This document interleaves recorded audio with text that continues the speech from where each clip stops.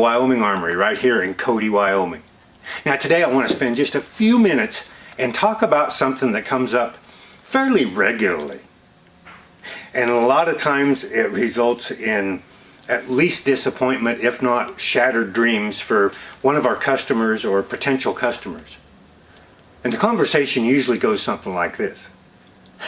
Hey Mark, I got a screaming hot deal on this really special old rifle and I really want to send it to you guys to have it fixed up and restored. Well, of course, that piques my interest. We love restoring great old rifles here. So tell me a little bit about this rifle. And the customer, of course, is extremely excited about it. You know, this one's a really special, has all sorts of special order features. I've done my research. There was only 50 of these made. Has a deluxe pistol grip, checkered buttstock, Swiss butt plate, special order barrel, a special length, extra lightweight, half octagon. Has a few extra holes in the receivers, but we can weld those up. You know, it's a fantastic rifle. Okay, so what kind of condition is it in? Well, you know, the buttstock's missing, but you know, on the side of the tang it's stamped 3X, so we know that it was fantastic wood. Okay, shorter than standard pencil barrel, you know, it's been cut off, or the bore's no good in it, so you know we need a new barrel. It's been really over buffed and polished and caustic blued in the past, and has a few extra holes. But if we're gonna restore it, we can weld those up and whatnot. So, and as I'm listening, of course, the dollar signs are kind of rolling over and over. You know, a new barrel with all the new markings and a fancy Swiss butt plate, checkered buttstock have to be made, and then all the work that goes into that, and checkering, and then all the finishes and all this. And so the inevitable question comes up, okay, so now you know what I want for this incredible special gun. What's it going to cost? Well, I'm not going to pull any punches, and I never do. The official estimate for this gun is going to be a lot. and of course, if we've seen pictures and you know we've gone a little further down the road, we give at least a good ballpark estimate, and then if the gun actually comes here, then we give we can pin it down a lot closer. But of course, there's usually this dead silence when they hear a ballpark estimate for what all that would cost to have it done correctly and look like it did as an original. And so then the next question is almost always, well, what's it going to be worth then after we're done with it? And almost universally, unless there's something really special, it belonged to Billy the Kid or George Patton or some well-known person, or was involved in the Lincoln County Wars or the Johnson County Wars here in Wyoming, it's not going to be worth as much as what you've got into the restoration if we have to do all that stuff and restore it back to original. But I saw the exact same gun sell at auction recently for way more than that. Yeah, but was it a high condition original? Well, yeah. And will yours be done when we get done with it? Well, no, but it'll be like brand new. And of course, we all know that there is a bias against restored guns in the collector community, and there are people who collect them, but they don't pay as much as a high condition original. And there's a really good reason for that, is that there aren't many high condition originals that have survived over the years, and particularly ones with all those special order features. You know, the collectability and the collector value is a function of either rarity or high condition, and if they have both, then they bring big bucks. But if one or the other is missing, they don't bring nearly as big money. So then the decision has to be from the owner of this gun, who went out and spent money to buy it and have it restored, is, are we going to spend that money to have it restored like it deserves, knowing that it isn't going to be worth as much as the money that we've put into it? And for some people, the answer is yes, let's do it. This gun deserves it. But for a lot of us who thought we could buy this gun, send it to somebody else, have all the work done, and then make money on it, typically pretty disappointing. Now, this is a subject that hits really close to home for me. You see, in a roundabout way, it's the reason I got into gunsmithing. You see, for years and years before I became a gunsmith, I collected these kind of guns, and I was always a sucker for those kind of projects. These kind of wounded puppies that were beautiful guns and really special, but needed all sorts of work to make them right again. And because of my life experience, where I'd been involved in farming and ranching and logging and wood products production, I could rebuild engine, keep heavy equipment running, work on hydraulic systems, fabricate things out of metal and wood, and fixing guns up can't be that much difficult for a guy with skills like me. But as I started trying to work on some of those guns and make them right, it became very obvious that it took a whole different kind of skill set, and there wasn't a whole lot of carryover. So I started the long, arduous process of learning all the skills it took to restore these firearms. And even today, we purchase some of these projects here and run them through this shop. I'm still a sucker for those kind of projects. But even having our own shop and doing the work ourselves here, there still is very little profit in it. It's really more a labor of love than anything. And if you have to go out and pay somebody else to do it, it's very rare that it's financially rewarding. You have to do it for some other reason other than to make money off of it. And that's pretty noble. I mean, there's some great guns that we've saved here that maybe the person that owned it is never going to make their money back off of it, but they love the firearm and they've saved it from the trash heap of history. Now, as an example, we're going to look at a very rare configuration Colt Lightning rifle. And we do a lot of Colt Lightning work around here.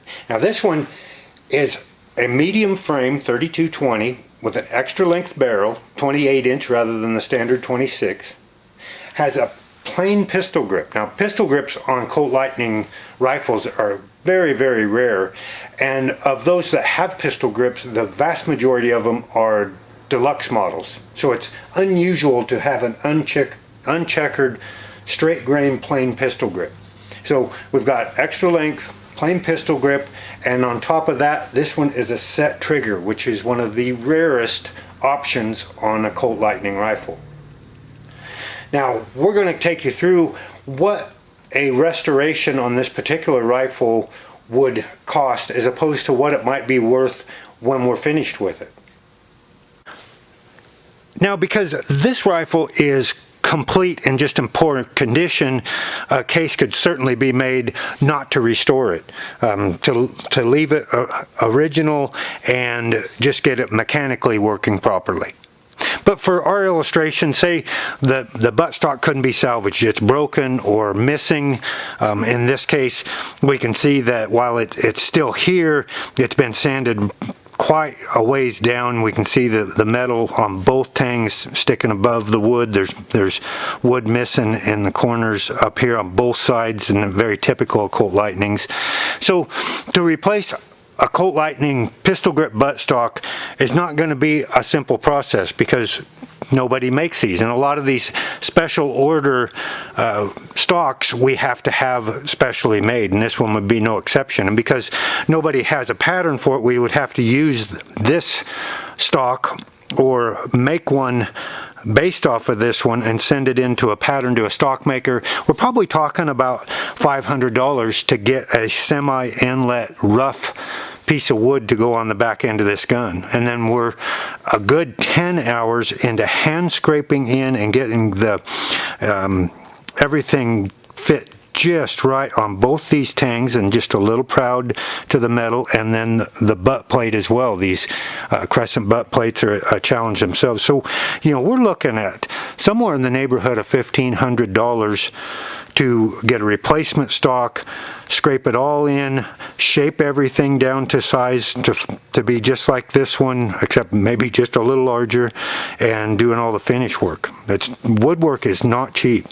Okay, then we move up to our metalwork, and we can see, obviously, we've got quite a bit of old rust and pitting on this, and so if we're going to refinish it, we've got a lot of polishing to do, hand polishing, not running it over to the buffing wheel and rounding everything off. And we're going to have a good 10-12 hours into just hand polishing out this gun, and that might be even a little bit light. Now, mechanically, we can see it's got a set trigger sets, but unfortunately, and we're going to try to make it work here. Oh, I've got that piece of wood in there. Okay, now the set triggers set. Now, see, it sets, but it doesn't fire the gun. So we've got a mechanical issue there. The problem with that is there are only 2 people I know of that have any experience working on set trigger Colt Lightnings. My mentor, who's retired and nearly 90 years old now, and myself. So it's very difficult to find somebody to work on set triggers. This one also has some mechanical issues. It doesn't feed correctly, and I took it off and looked. This is a magazine stop.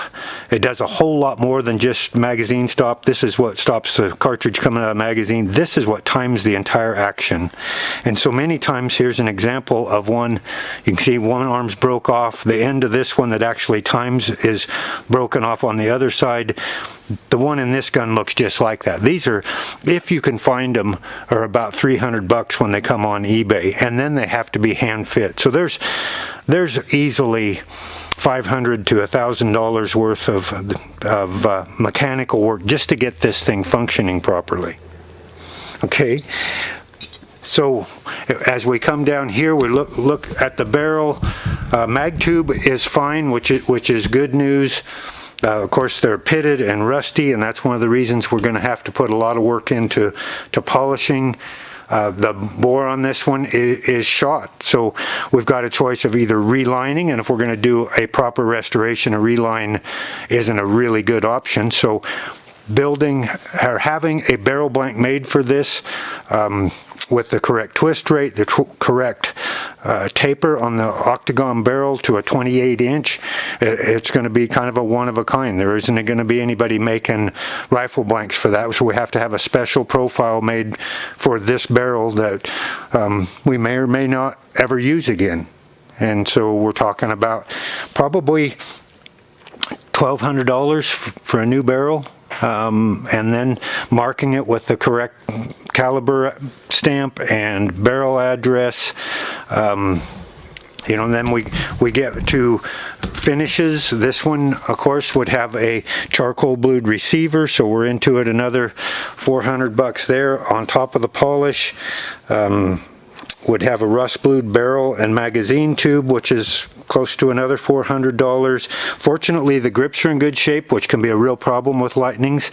Finding a good set of grips is really difficult. So you start adding all this up, and we're into several $1,000s. You know, this is probably with a new stock and a new barrel and the mechanical issues fixed in it, you're probably talking about something north of $5,000 to get this thing really looking like it did when it was brand new. Now, in most instances, on firearms that have special features, say like this pistol grip buttstock or the extra length barrel, that we have to have them specially made, it adds cost over just a standard restoration. And of course, in a case like this one, it would add even more cost if, say, this was a 3X type, really fancy grade of wood with checkering and that kind of thing. So, you know, some of these fancy guns, of course, are more enticing to have restored, but they do add some extra costs that wouldn't be associated with a standard grade of rifle. And at this point, a lot of times, we'll get the question, well, I really don't want it to look brand new again, so what would it cost me if you didn't make it just look completely brand new, if you just made it look like it was original, like aged old? And it's a valid question, and it makes some logical sense, but the reality is it doesn't work that way. It's kind of a all or nothing, you know, like we can't stop polishing partway through the polish, you know, get halfway to the bottom of the pits and then say, well, that's enough polishing for this gun, and now we're going to just blue or case color over the top of the pits. You know, we have to take it all the way to the end of the polish. We can't just halfway fit the wood and then call it good. You know, and in our minds a lot of times, and I used to think this way too, that, well, a partial restoration would be cheaper, but the very rarely is there a situation where a partial restoration works, and so that one's really kind of out of the question, and we just don't do those kind of things. A cheaper and we would call it a refinish rather than a restoration would be take it to a general gunsmith who is going to polish it out on a buffing wheel and put it in a bluing tank and call it good, and of course, you know, that's the customer's choice, and that's quite a bit less money, but you know, the result isn't going to be anywhere near looking like a properly restored firearm. Now this is kind of an exciting rifle. You know, there just can't be that many Colt Lightning rifles out there with this particular configuration. And certainly a good option would be to leave it alone cosmetically and just fix it mechanically. But for our example, we're going to say this buttstock is completely missing or broken to the point of not being able to be salvaged and have to be replaced. You know, the barrel has to be replaced, either been cut off or the bore's just completely shot out of it. Our set trigger isn't working. Say we've got some holes drilled in the receiver somewhere, they're going to have to be welded up, so it's obviously going to have to be refinished after welding and restamp the Colt on there. You know, so I guess the question then becomes, should this gun be salvaged, be restored, if it's in that condition? And of course the answer to me is, of course it should. But then the next question then becomes, is it economically viable? And of course that's the $64,000 question, because you know that becomes a value judgment on the customer's part, whether they want to spend the money to proceed with the restoration. In this instance, the owner paid $1,500 for this gun, and that, to me, that's a very good price for this gun. But when we go through, if we were going to do a complete restoration and replace all the parts and get it functioning properly, we're north of $5,000. So you're up at $6,500. Then the question becomes, is this gun restored going to be worth $6,500? And the answer is probably not. And for some people that kills it, but for a lot of people it doesn't, and that's the decision you have to make. But go into it with your eyes wide open. When you see a project gun of what you really can envision a fantastic and rare piece when you're done, be thinking about the price that you're going to put into it, even if it seems like a really good deal at the time, and then understanding the reality of what it will cost to get there. And it may not always make economic sense, but certainly a noble cause. And we love to restore those kind of guns, but we're never going to pull the wool over your eyes and tell you it's always going to be, and there's always going to be a good economic reason to do it. It may be that you just love the gun, and it's okay that maybe it isn't worth what you pay to have it done. That's a decision that the customer has to make. But go into it with your eyes wide open, and don't get starry-eyed and think that you can pay somebody else to do this kind of work and make a killing on it. Well, thanks for joining us today. I hope you enjoyed today's episode and maybe learned a little something. Until next time, happy trails from Wyoming Armory in Cody, Wyoming.